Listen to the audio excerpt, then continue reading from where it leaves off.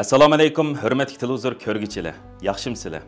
Dunyo Uyg'ur qurultiyi to'r televiziyasining kunlik xabarlar programmasiga hammanglar xush kelibsizlar. Men İftixar Abdurshid. Bugun chorshanba.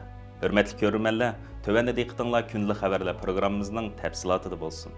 Dunyo Uyg'ur qurultiyi tədqiqat mərkəzinin müdiri, Uyg'ur Yar fondining qurg'uvchisi Abduli Ayub apandim 17 sentabr o'zining Facebook sahifasida e'lon qilgan uchurida 2014-yili Urumchi shaharlik O'tir xalq sudi tarafidan milliy bo'lginchilikka qutratqulik qilish va davlatni parchalash jinoyati bilan ayblanib, muddatsiz qamoq jazosiga hukm qilingan Uyg'ur ziyolisi Ilhom To'xtining opisi 2022-yili allaqachon vafot bo'lgan bo'lsa-mu, Xitoy hukumatining bu vaqtdagi uchurlarni qattiq qamal qilish sababidan Ilhom To'xtining mehribon opisining vafot bo'lganligidan ba'zi kanallar orqali 17 sentabr kuni xabardor bo'lganligini, turmada Ilhom To'xtin nazorat qilgan Uyg'ur Gundupayning qo'lga ilinganligini bildirgan.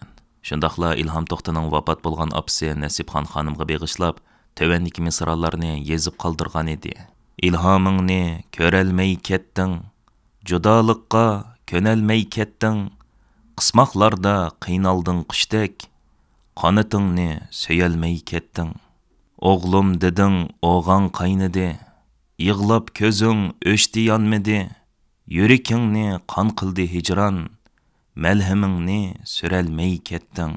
Abduli Ayub apandim tarafidan e'lon qilingan yuqorqi xabar chet ellarda yashayotgan Uyg'urlarning yurak parisini laxti-laxti qilib cho'nqir azobga silish bilan birga, ularning Uyg'ur xalqiga bitmas tugamas zulm va kulfatlarni ilib kelayotgan mustabid kommunist Xitoy hokimiyatiga bo'lgan o'chmanligi va g'azab nafratini yana oshirdi. Erkin Asiya radiosi Uyg'ur bilimining tajribalik muxbiri Shuhrat O'shir apandim 18 sentabr kuni Abduli Ayub apandimning yuqorqi uchurga asosan ilib borgan tekshirishida Ilhom To'xtini nazorat qilayotgan turmush soqchisi G'ofur Abdurshidning bu yil 2-oyda davlat maxfiyatligini oshkorlash gumoni bilan tutqun qilinganligi. G'ofur Abdurshidning Ilhom To'xti turma kamerada og'rib qolgan vaqtida bu ahvolni Ilhom To'xtining taqdiriga ko'ngil bo'layotgan kishilarga oshkorlab qo'ygan uchun 7 yillik kesiltilganligini dalillab chiqdi. Dunyo Uyg'ur qurultiyining o'rinlashtirishi bilan 20 sentabr juma kuni qurultayning Minxon shahridagi madaniyat markazida Ilhom To'xtining qaysar opisi Nasibxon xonimning g'iyobiy janoza namozi tushirildi va namozdan keyin nazr va duo tilovat o'tkazildi. Dunyo Uyg'ur qurultiyining muavin raisi peshqadam jurnalist Farxat Yo'rinqash apandim bu munosabat bilan istansimiz qilgan so'zida o'zining yoshlik bahorini Uyg'ur xalqining erkinligi va hurligiga beg'ishlagan va bu sharafli yo'lda ig'ir bedellarni to'layotgan qahramon o'g'lonimiz Ilhom To'xtining qaysar opisi Nasibxon xonimga Allohdan rahmat tilaydiganligini ifoda qilish bilan birga, Ilhom To'xtining beshiga kelgan bu fojia va kulfatlar Xitoyning qorong'u zindonlarida, jazo lagerlarida va majburiy emgak maydonlarida azob chekayotgan millionlagan begunoh xalqimiz duchor bo'layotgan ichinishli tragediyalarning jonliq o'rnikidan iborat deb ko'rsatdi. Bir qancha oydan buyon Shveysariya Uyg'ur jamiyati, Shveysariyadagi Tibet va kishilik huquq tashkilotlari bilan birlikda Shveysariya bilan Xitoy o'rtasida tuzilgan erkin savdo kelishimiga qarshi Shveysariya uchun qizil siziq degan shior ostida imzo to'plash harakati boshlangan edi. Bugun, ya'ni 18 sentabr kuni Shveysariya Uyg'ur jamiyatining bosh maslahatchisi va Dunyo Uyg'ur qurultiyi Seyya komitetining mudiri doktor Andeli Qarxalli, Shveysariya Uyg'ur jamiyatining raisi Rizvanay, shundaqla Tibet va kishilik huquq tashkilotlarining mas'ullari bilan birlikda to'plangan imzo va talab maktubini Shveysariya hukumati kotibotlik ishxonasiga topshirib berdi. Bu munosabat bilan Shveysariya hukumat binosi oldidan stansimizning ziyoratini qabul qilgan doktor Andeli Qarxalli apandim bu vaqtda tushuncha berib, mundaq dedi.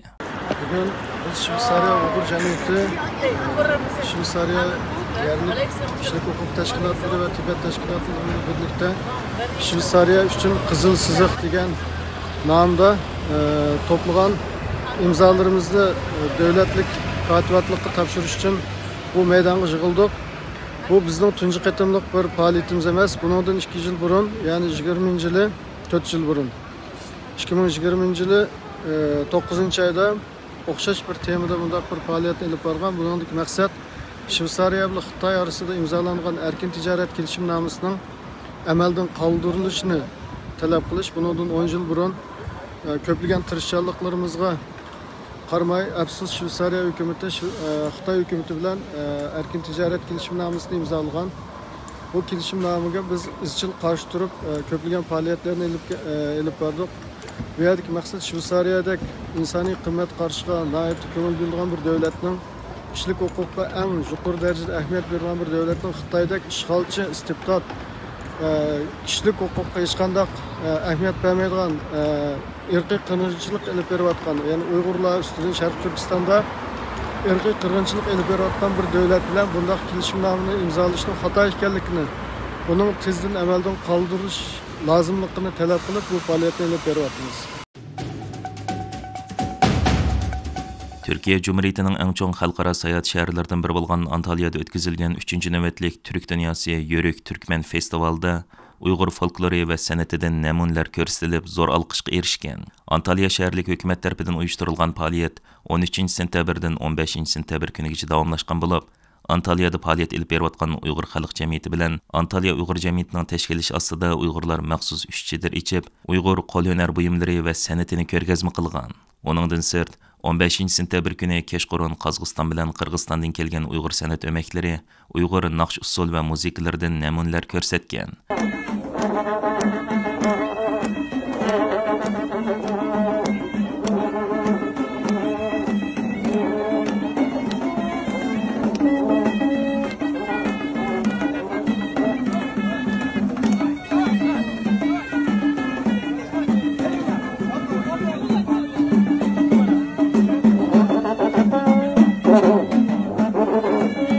Bu festivalda Türkiye'nin her qaysi vilayetlerden kelgen 59 cemiyet ve vahbelerden başka 19 devletten kelgen kişiler öz sanatkarlarının medeniyet ve sanat eserlerini ko'rsatgan. Uyg'urlarga vakolatan teklif bilan qatnashgan ikki Uyg'ur tashkiloti bilan Qozog'iston va Qirg'izistondan kelgan san'atchilar bu festivalda Uyg'ur san'at nomerlarini namoyon qilgan. Antalya Cumhuriyet maydonida o'tkazilgan ichilish marosimiga shahar boshlig'i Muhittin Böcek, parlament a'zosi Javid Arı ve Aykut Qara qatorliq kishilar qatnashgan.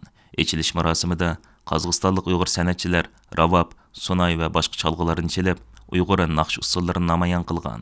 Oningdan sirt Uyg'ur xalq jamiyati bilan Antalya Uyg'ur jamiyatining a'zolari Uyg'ur xonim qizlari bilan erlarning milliy kiyim-kechaklarini kiyib paraddan o'tgan hamda Uyg'ur milliy kiyim-kechaklarining rangdor jo'lalisini namoyon qilgan. Antalya shaharlik hukumatning torbetida yezilishicha, bu festival Turkiya xalqlarining madaniyat va san'at asarlari bilan qo'l-hunarvanchilik buyumlari, kiyim-kechaklari va yemek-ichmaklarini bir yerga jam qilgan. Bu festivalda Simovli qalda Türklerning O'rta Osiyodan bugungi Turkiya zaminiga ko'chib kelish tarixi jonliq shaklda ko'rsatilgan. Shundaqla tarixiy madaniyat buyumlarini tontish va tarixiy meroslarga ega chiqish maqsad qilingan. Hurmatli ko'ruvchilar, yuqorida diqqatingizga kunlik xabarlar programmamizning tafsilotini sundik. Keyingi qitimliq sonimizgacha ko'rishguncha omon bo'lgaysizlar. Stansimizning YouTube kanaliga a'zo bo'lishni unutmang. Xayr xo'sh.